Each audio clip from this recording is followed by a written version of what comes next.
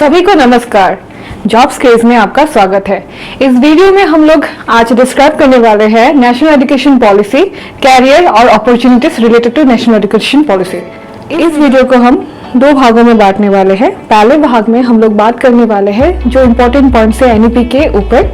दूसरे भाग में हम बात करने वाले हैं कैरियर एंड जॉब अपॉर्चुनिटीज जो एनईपी पॉलिसी चेंजेस के बाद आने वाले हैं कुछ सालों में। चलिए शुरू करते हैं एनईपी से। एनईपी को 1986 में इंदिरा गांधी के टाइम पे बनाया गया था और 1992 में राजीव गांधी के टाइम में इसे अमेंडमेंट किया गया था।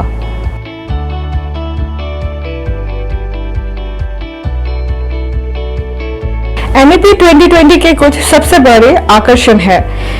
Number 1, a single regulator for higher education institutions. Number 2, multiple entry and exit options in degree courses.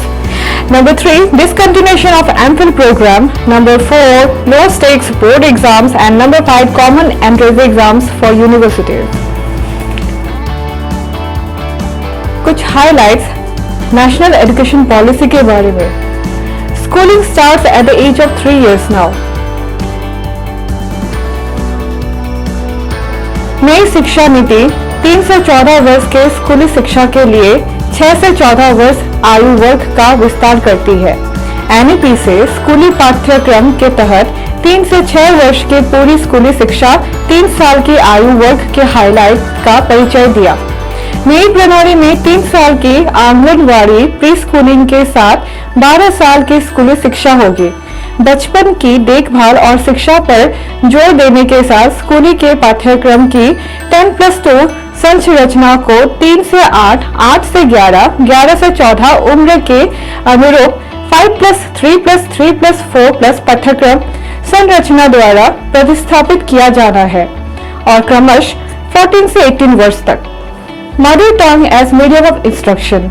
NEP छात्रों की मातृभाषा को शिक्षा के माध्यम के रूप में ध्यान केंद्रित करता है।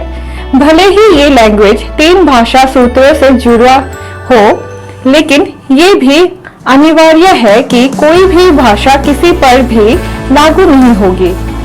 No UGC, no AICTE and no NCTE. जी हाँ, आपने बिल्कुल सही सुना है। अभी सारे एजुकेशन सिस्टम एक ही छत्र के अंदर आने वाली है जिसमें लीगल और मेडिकल को एक्सक्लूड किया जाएगा। एनईपी के तहत साइंस, आर्ट्स, कॉमर्स सारे स्ट्रीम्स मर्ज किया जाएगा और इसमें आप अब से अपने पसंद का कोई भी सब्जेक्ट ले सकते हो। वोकेशनल ट्रेनिंग आपका क्लास 6 से स्टार्ट होगा और जिसमें आपका इंटर्नशिप इंक्लूडेड रहेगा।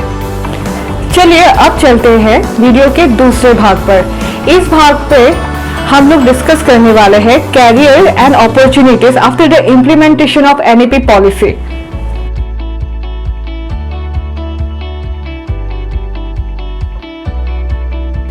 जैसा कि एनईपी 2020 से स्पष्ट है, कोडिंग को क्लास 6 से शुरू किया जाएगा। इसका मतलब है कि आईटी क्षेत्र भारत सरकार के प्राथमिक फोकस में से एक होगा।